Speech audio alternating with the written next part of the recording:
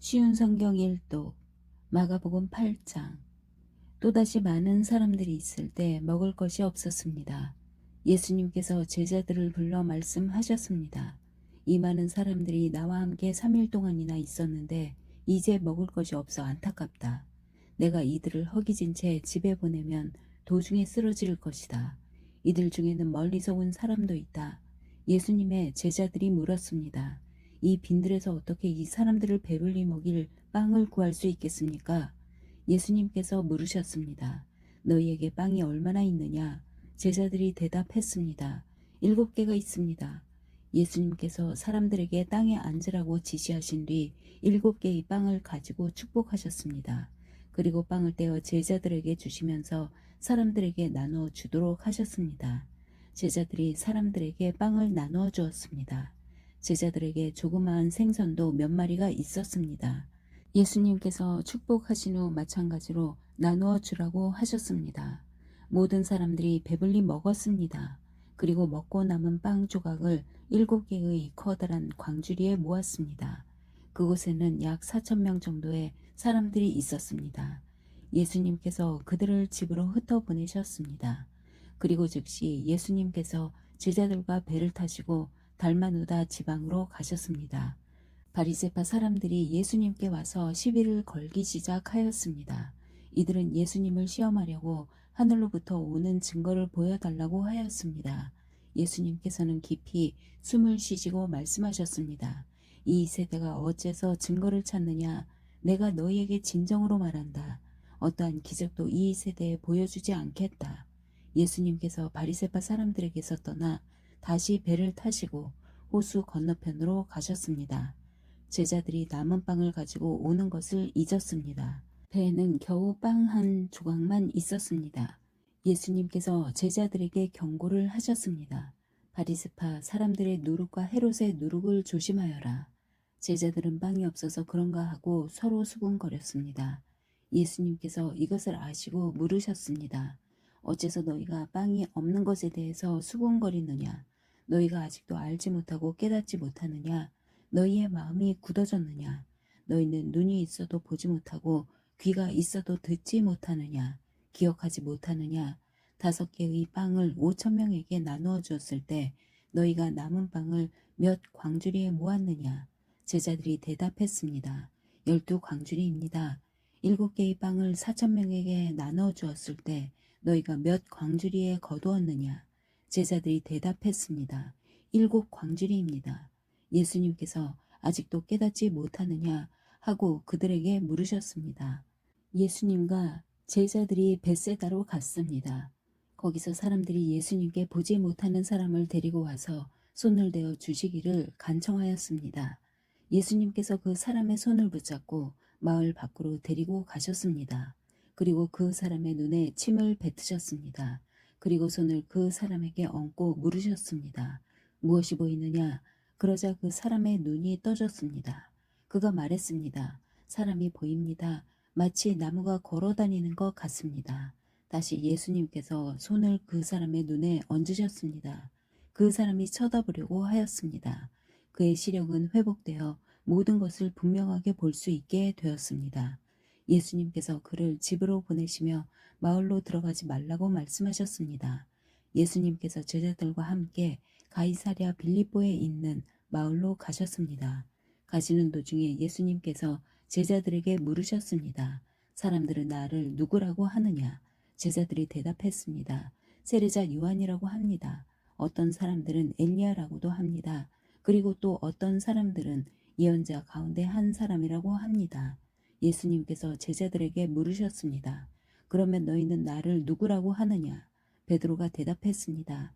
주님은 그리스도이십니다. 예수님께서 제자들에게 아무에게도 자신에 대해서 말하지 말라고 엄히 이르셨습니다. 예수님께서 인자가 많은 고통을 받고 장로들과 대제사장과 율법 학자들에게 배척을 당하며 죽임을 당하고 3일 뒤에 다시 살아날 것을 제자들에게 가르치셨습니다. 예수님께서 드러내놓고 말씀을 하시니 베드로가 예수님을 붙들고 말렸습니다. 예수님께서 돌아서서 제자들을 보시고 베드로를 꾸짖으셨습니다. 사탄아, 내 뒤로 썩 물러나라. 너는 하나님의 일은 생각지 않고 사람들의 일을 생각하는구나. 예수님께서 제자들과 사람들을 불러 말씀하셨습니다. 누구든지 나를 따르려면 자기를 부인하고 자기 십자가를 지고 나를 따라오너라. 누구든지 자기 목숨을 구하고자 하면 잃을 것이다. 누구든지 나와 목숨을 위하여 자기 목숨을 버리면 목숨을 구할 것이다. 만일 온 세상을 얻고도 자기의 생명을 잃는다면 무슨 유익이 있겠느냐? 사람이 자기 영혼을 무엇과 바꾸겠느냐? 누구든지 이 음란하고 죄 많은 세대에서 나와 내 말을 부끄럽게 여기면 인자도 아버지의 영광으로 천사들과 함께 올 때 그를 부끄럽게 여길 것이다. 9장.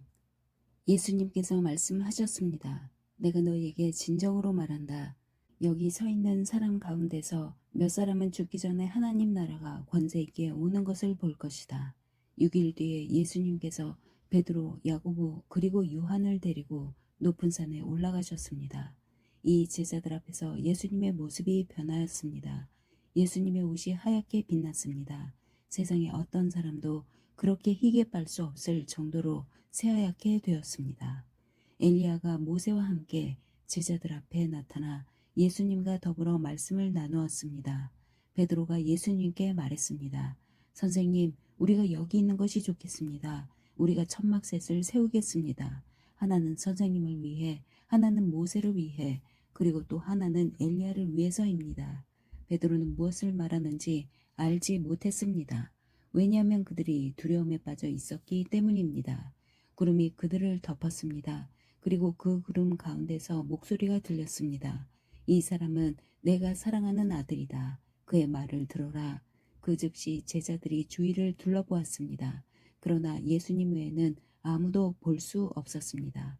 예수님께서 제자들과 함께 산 아래로 내려오시면서 인자가 죽은 자 가운데서 다시 살아나기 전까지는 그들이 본 것을 아무에게도 말하지 말라고 명령하셨습니다. 제자들은 아무에게도 말하지 않았습니다. 그러나 제자들은 죽은 자 가운데서 다시 살아난다는 것이 무슨 뜻인가 서로에게 물었습니다. 제자들이 예수님께 물었습니다. 어째서 율법학자들은 엘리야가 먼저 와야 한다고 말을 합니까? 예수님께서 대답하셨습니다. 엘리야가 먼저 와서 모든 것을 회복시킨다. 그런데 인자가 많은 고통을 받고 멸시를 받을 것이라고 기록된 것은 어찌 된 것이냐? 내가 너희에게 말한다. 엘리야는 이미 왔다. 그런데 성경에 글을 두고 쓰여진 것처럼 사람들이 그를 자기들 마음대로 대했다. 예수님과 세 제자들이 나머지 다른 제자들에게 돌아왔을 때 이들은 많은 사람들에게 둘러싸여 몇몇 율법학자들과 논쟁을 벌이고 있었습니다. 모여있던 모든 사람들이 예수님을 보자 놀라워하며 예수님께 인사하러 달려왔습니다. 예수님께서 물으셨습니다. 율법학자들과 무엇 때문에 논쟁하고 있었느냐? 무리 중에 한 사람이 대답했습니다. 선생님, 더러운 귀신이 들려서 말을 못하는 제 아들을 데리고 왔습니다. 그 귀신이 아들을 사로잡으면 아이가 땅에 넘어집니다. 그러면 입에 거품을 물고 이를 갈면서 몸이 뻣뻣해집니다. 제가 제자들에게 귀신을 쫓아달라고 했는데 하지 못하였습니다. 예수님께서 대답하셨습니다. 이 믿음 없는 세대여, 내가 얼마나 너희와 함께 있어야 하느냐? 내가 너희를 얼마나 더 두고 보아야 하느냐? 그를 내게로 데리고 와라. 제자들이 소년을 예수님께 데리고 왔습니다. 악한 귀신이 예수님을 보자마자 소년에게 경련을 일으켰습니다. 소년은 넘어져서 입에 거품을 물며 땅에 나뒹굴었습니다. 예수님께서 그 소년의 아버지에게 물으셨습니다. 이렇게 된 지가 얼마나 되었느냐? 어려서부터입니다. 귀신이 자주 아이를 죽이려고 불속이나 물속에 내 던지기도 하였습니다. 할 수만 있다면 불쌍히 여기시고 도와주십시오. 예수님께서 그에게 말씀하셨습니다. 할 수만 있다면이 무슨 말이냐? 믿는 사람에게는 모든 것이 가능하다. 소년의 아버지가 즉시 소리쳤습니다.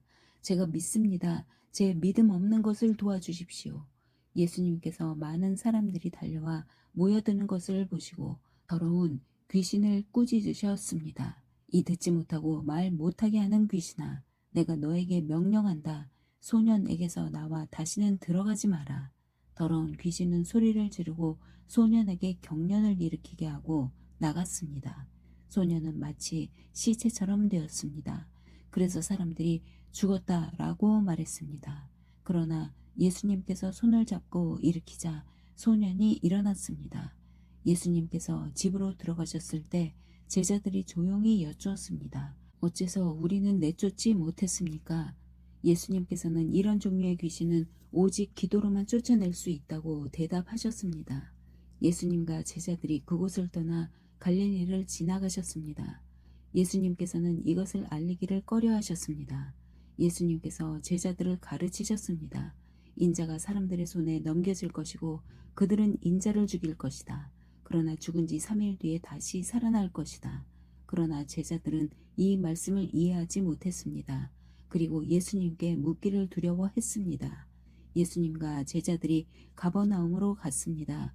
예수님께서 집에 계실 때 제자들에게 물으셨습니다. 너희가 오는 길에 무엇을 두고 논쟁을 벌였느냐? 제자들은 잠잠했습니다. 왜냐하면 그들이 자기들 중에서 누가 가장 높은가를 두고 길에서 다투었기 때문입니다. 예수님께서는 앉으셔서 12제자를 부르셨습니다. 그리고 말씀하셨습니다.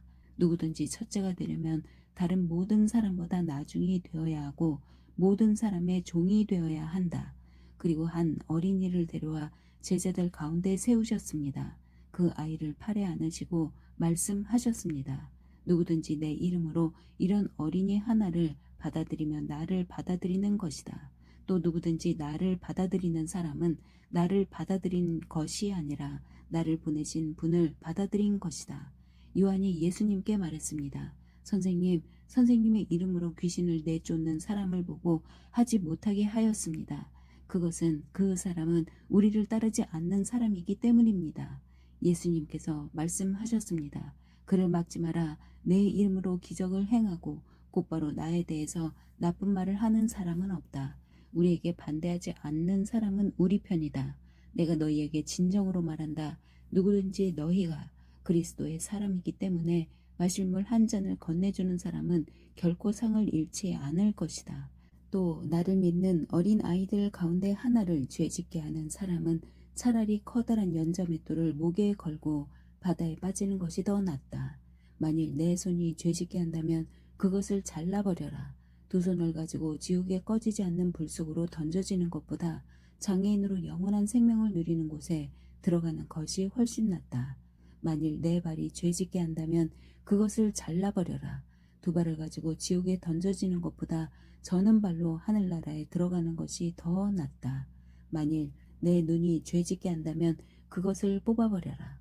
두 눈을 가지고 지옥에 던져지는 것보다 한 눈만 가지고 하나님 나라에 들어가는 것이 더 낫다.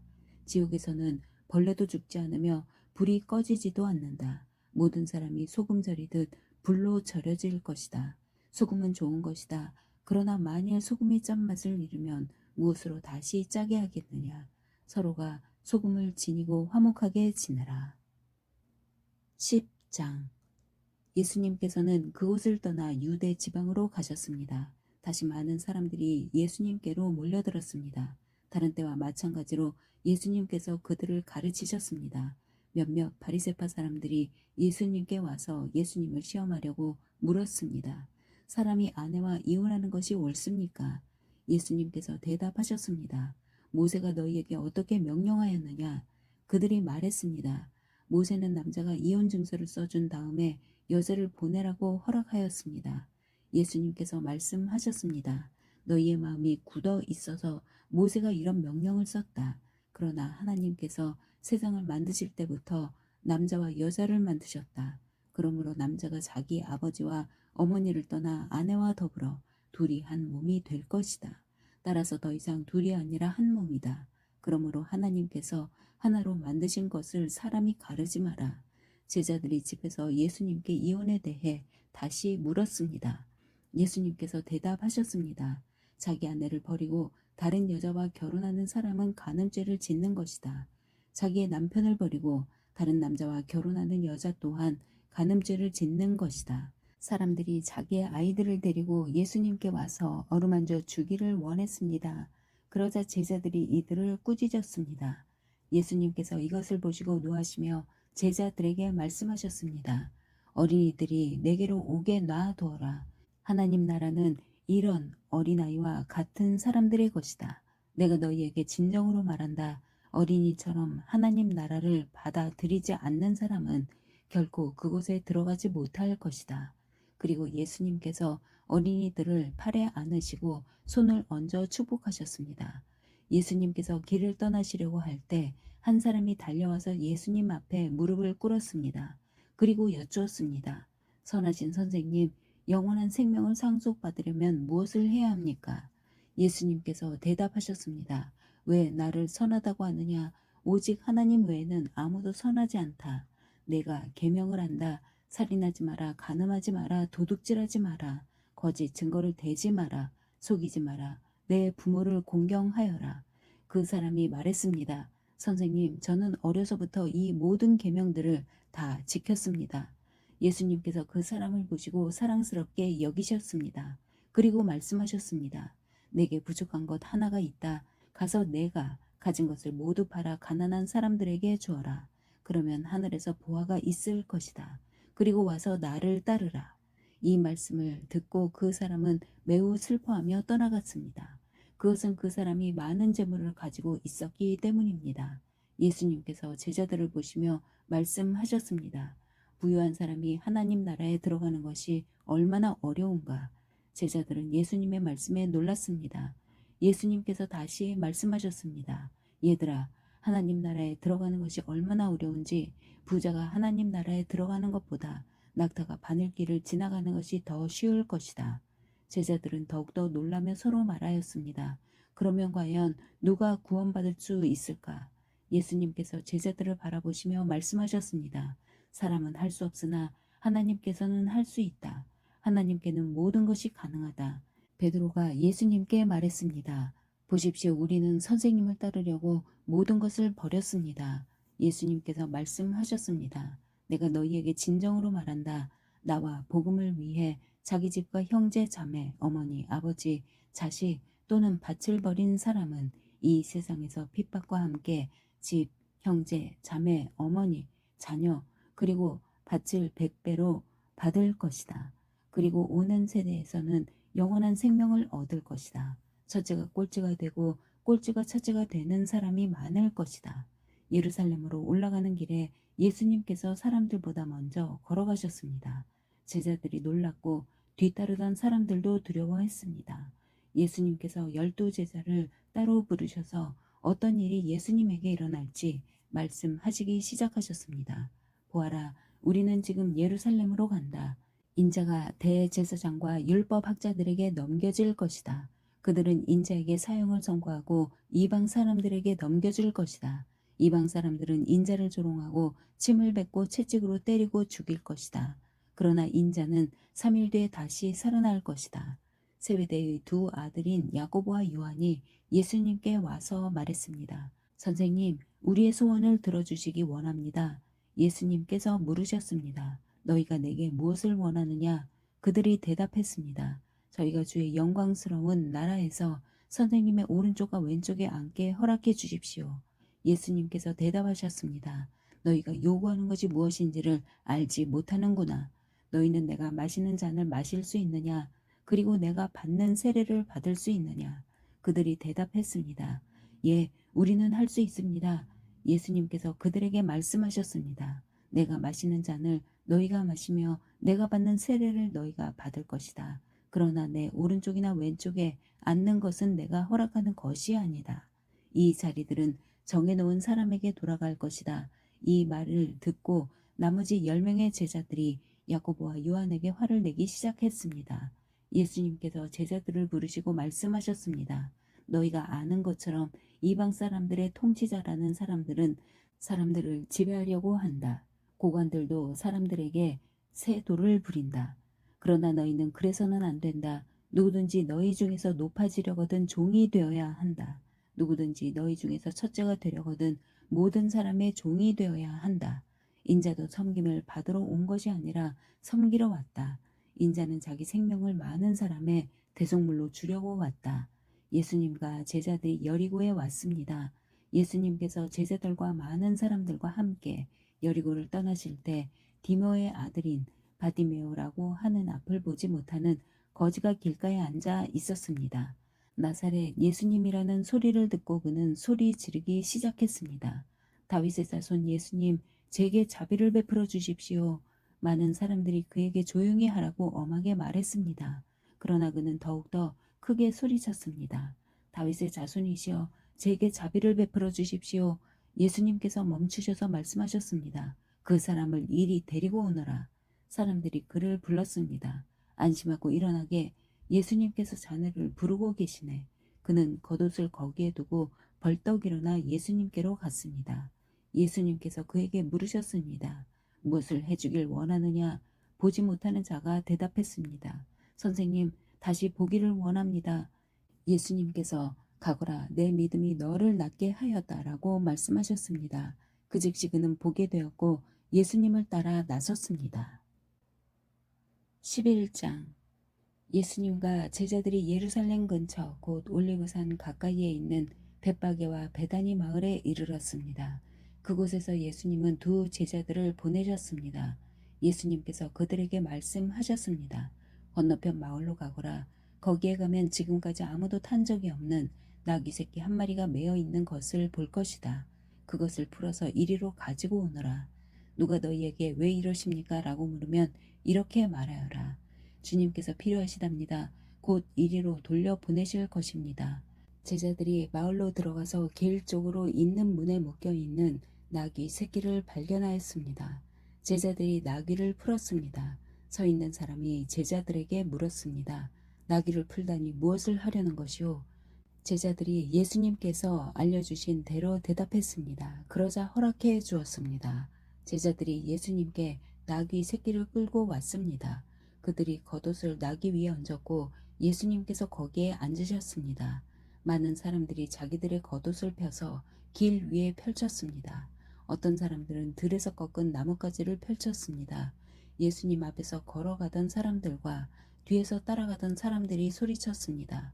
호산나, 주님의 이름으로 오시는 이가 복이 있다. 다가오는 우리 조상 다윗의 나라가 복이 있다.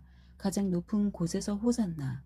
예수님께서 예루살렘에 가셔서 성전으로 들어가셨습니다.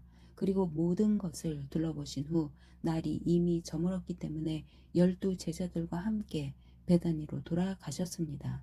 이튿날 예수님과 제자들이 베다니에서 출발하여 오는 길에 예수님께서 배고픔을 느끼셨습니다. 멀리서 잎이 무성한 무화과 나무를 보시고 거기에서 열매를 얻으려고 다가가셨습니다. 그러나 무화과는 없고 잎사귀만 무성할 뿐이었습니다. 그것은 아직 무화과가 열릴 때가 아니었기 때문입니다. 예수님께서 나무에게 말씀하셨습니다. 다시는 아무도 내 열매를 먹지 못할 것이다. 제자들이 이 말씀을 들었습니다. 예수님과 제자들이 예루살렘에 왔습니다. 예수님께서 성전에 들어가셔서 성전에서 사고 파는 사람들을 내쫓으셨습니다. 그리고 돈 바꾸어 주는 사람들의 책상과 비둘기 파는 사람들의 자리를 뒤엎으셨습니다. 예수님께서 그 누구도 물건을 가지고 성전의 뜰을 가로질러 가지 못하게 하셨습니다. 그리고 사람들을 가르치셨습니다. 성경에 이렇게 쓰여 있다. 나의 집은 모든 민족이 기도하는 집이라고 불릴 것이다. 그런데 너희는 강도의 소굴로 바꾸었다. 대제사장들과 율법학자들이 이 소식을 들었습니다. 그들은 예수님을 죽일 방법을 찾기 시작했습니다. 그것은 사람들이 예수님의 가르침에 놀라워하므로 그들이 예수님을 두려워했기 때문입니다. 밤이 되자 예수님과 제자들은 성을 떠났습니다. 아침에 지나가다가 제자들이 무화과 나무가 뿌리로부터 말라 버린 것을 보았습니다. 베드로가 생각이 나서 예수님께 말했습니다. 선생님, 보세요. 저주하셨던 무화과 나무가 말라 죽어 있습니다. 예수님께서 대답하셨습니다. 하나님을 믿어라. 내가 너희에게 진정으로 말한다. 누구든지 이 산을 향하여 뽑혀서 바다에 던져져라 하고 말하고 마음속에 아무 의심 없이 말한 대로 될 줄 믿으면 그대로 이루어질 것이다. 그러므로 내가 너희에게 말한다. 너희가 기도하고 구한 모든 것은 받은 줄로 믿어라. 그러면 이루어질 것이다. 너희가 서서 기도할 때 다른 사람과 원수된 일이 있으면 그를 용서하여라. 그래야 하늘에 계신 너희 아버지께서도 너희의 죄를 용서하실 것이다. 예수님과 제자들이 다시 예루살렘으로 갔습니다. 예수님께서 성전에서 거느실 때 대제사장들과 율법학자들과 장로들이 예수님께 왔습니다. 그들이 예수님께 말했습니다. 당신이 무슨 권한으로 이런 일을 하는 것이요? 누가 당신에게 이런 권한을 주었소? 예수님께서 이들에게 대답하셨습니다. 내가 한 가지를 너희에게 묻겠다. 만일 나에게 대답하면 내가 무슨 권한으로 이런 일을 하는지 말해주겠다. 요한의 세례가 하늘로부터 온 것이냐 아니면 사람에게서 온 것이냐 대답해 보아라. 그들이 자기들끼리 의논하였습니다. 만일 우리가 하늘로부터 왔다고 하면 그가 어째서 너희는 요한을 믿지 않았느냐 하고 말할 것이다. 그렇다고 사람에게서 왔다고 할 수도 없지 않은가? 이들은 백성들을 두려워했습니다. 그것은 모든 사람들이 진정으로 요한을 예언자로 생각하고 있었기 때문입니다. 그래서 예수님께 우리는 모르라 하고 대답했습니다. 예수님께서도 그러면 나도 너희에게 내가 무슨 권한으로 이런 일을 하는지 말하지 않겠다 라고 말씀하셨습니다. 12장 예수님께서 비유로 사람들에게 말씀하기 시작하셨습니다. 어떤 사람이 포도밭을 가꾸었다. 그리고 주위에 담장을 치고 포도즙을 짤 구덩이를 파고 망대를 세웠다. 그리고 포도밭을 농부들에게 빌려주고 여행을 떠났다. 때가 되자 주인은 농부들에게 종을 보내어 포도밭에서 난 자기 몫의 수확물을 가져오게 했다. 그러나 농부들은 그 종을 붙잡아 때린 후 빈손으로 쫓아버렸다. 다시 주인은 다른 종을 그들에게 보냈다. 그러자 그들은 그의 머리를 때리고 깔보고 업신여겼다. 다시 주인은 다른 종을 보냈다. 그러자 그들은 그 하인을 죽였다. 다른 많은 종들을 보냈지만 농부들은 때리기도 하고 죽이기도 하였다. 주인에게는 한 사람이 더 있었는데 바로 그의 사랑하는 아들이었다. 결국 주인은 아들을 농부들에게 보내면서 말했다. 농부들이 내 아들은 존중할 것이다. 그러나 농부들은 서로 말했다. 이 사람은 주인의 상속자이다. 어서 그를 죽이자. 그러면 유산이 우리의 것이 될 것이다. 농부들은 아들을 잡아다 죽인 후 포도밭 밖으로 던져버렸다. 포도밭의 주인이 이제 어떻게 하겠느냐. 그는 포도밭에 가서 농부들을 다 죽이고 포도밭을 다른 농부들에게 줄 것이다. 이런 성경 말씀을 읽어보지 못했느냐. 건축자들이 버린 돌이 집 모퉁이의 머릿돌이 되었다. 이는 주님께서 하신 일이다. 이것이 우리 눈에 놀랍지 않은가? 그들은 이 비유가 자기들을 빗대어 하신 것임을 알고 예수님을 체포하길 원했습니다. 그러나 백성들을 두려워하여 예수님을 두고 떠나가 버렸습니다. 그들은 예수님의 말씀에서 트집을 잡으려고 바리새파 사람과 헤롯 당원 몇 명을 예수님께 보냈습니다. 그들이 와서 말했습니다. 선생님, 우리는 선생님께서 진실한 분이시며 아무에게도 얽매이지 않으신다고 알고 있습니다. 선생님께서는 아무도 부당하게 대하지 않으시고 하나님의 길을 진리로 가르치십니다. 가이사에게 세금을 내는 것이 옳습니까? 내지 않는 것이 옳습니까? 세금을 내야 합니까? 내지 말아야 합니까? 예수님께서는 이 사람들의 속셈을 하시고 말씀하셨습니다. 어째서 나를 시험하느냐? 데나리온 한 개를 가져와서 나에게 보여라. 그들이 은전 한 개를 가져왔습니다.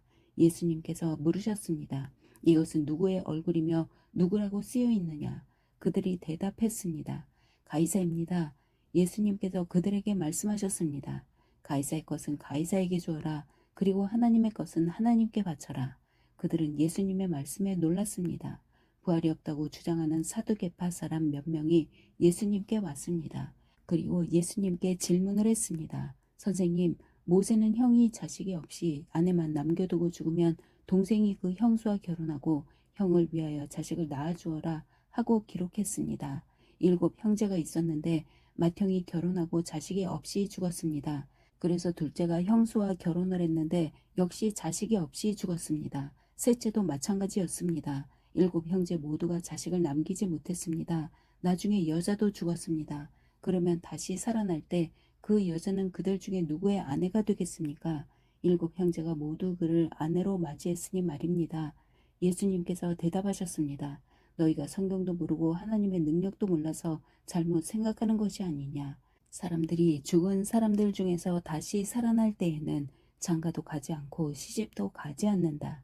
그들은 마치 하늘에 있는 천사처럼 될 것이다. 죽은 사람이 다시 살아나는 것에 대해서는 모세의 책에 기록된 떨기나무 대목에서 하나님께서 모세에게 어떻게 말씀하셨는지를 읽어보지 못했느냐. 하나님께서 모세에게 나는 아브라함의 하나님, 이삭의 하나님, 그리고 야곱의 하나님이다 라고 말씀하시지 않았느냐. 하나님께서는 죽은 사람들의 하나님이 아니라 살아있는 사람들의 하나님이다. 너희가 크게 잘못 생각하고 있다. 율법학자 가운데 한 사람이 다가와서 논쟁하는 것을 들었습니다. 예수님께서 사두개파 사람들에게 잘 대답하시는 것을 보고 그가 물었습니다. 모든 계명 중에 어떤 것이 가장 중요합니까? 예수님께서 대답하셨습니다. 가장 중요한 계명은 이것이다. 이스라엘아 들어라. 주 우리 하나님은 한 분이시다. 내 모든 마음과 모든 영혼과 모든 뜻과 모든 힘을 다하여 주 너희 하나님을 사랑하여라. 두 번째로 중요한 계명은 이것이다. 내 이웃을 내 몸같이 사랑하여라. 이 계명들보다 더 중요한 계명은 없다. 율법학자가 예수님께 말했습니다. 옳습니다. 선생님, 하나님께서는 한 분이시고 그 외에는 다른 신이 없습니다. 모든 마음과 모든 지식과 모든 힘을 다하여 하나님을 사랑하고 이웃을 자기 자신처럼 사랑하는 것이 다른 모든 번제물이나 희생 제물보다 더 중요합니다. 예수님께서는 이 사람이 지혜롭게 대답하는 것을 보시고 말씀하셨습니다. 너는 하나님 나라에 가깝구나. 그 뒤로는 아무도 감히 예수님께 더 묻지 않았습니다. 예수님께서 성전에서 가르치고 계실 때 이렇게 물으셨습니다. 어째서 율법학자들은 그리스도가 다윗의 자손이라고 말하느냐? 다윗 자신은 성령으로 이렇게 말하였다. 여호와께서 내 주님에게 말씀하셨다. 내가 내 원수들을 내 발 아래 굴복시킬 때까지 내 오른쪽에 앉아 있어라. 다윗 자신도 그리스도를 주님이라고 부른다. 그런데 어떻게 그리스도가 다윗의 자손이 되겠느냐? 많은 무리가 예수님의 말씀을 기쁘게 들었습니다. 예수님께서 가르치시면서 말씀하셨습니다. 율법 학자들을 주의하여라. 이들은 긴 옷을 입고 걸어 다니기를 좋아하고 장터에서 인사받기를 좋아한다. 이들은 회당에서 높은 자리를 좋아하고 잔치에서도 윗자리를 좋아한다. 이들은 과부의 집을 삼키며 사람들에게 보이기 위해 길게 기도한다. 이런 사람들을 더 큰 심판을 받을 것이다. 예수님께서 헌금함 맞은편에 앉으셔서 사람들이 어떻게 헌금하는가를 보셨습니다. 여러 명의 부자들이 많은 돈을 헌금했습니다. 가난한 과부가 와서 렙돈 동전 2개, 즉 한 고드란트를 넣었습니다. 예수님께서 제자들을 부르신 후 말씀하셨습니다. 내가 너희에게 진정으로 말한다. 이 가난한 과부가 헌금함에 돈을 넣은 다른 모든 사람들보다 더 많이 헌금을 하였다. 다른 모든 사람들은 넉넉한 중에서 헌금을 하였지만 과부는 가지고 있던 모든 것, 즉 생활에 필요한 돈 전부를 바쳤다. 아멘.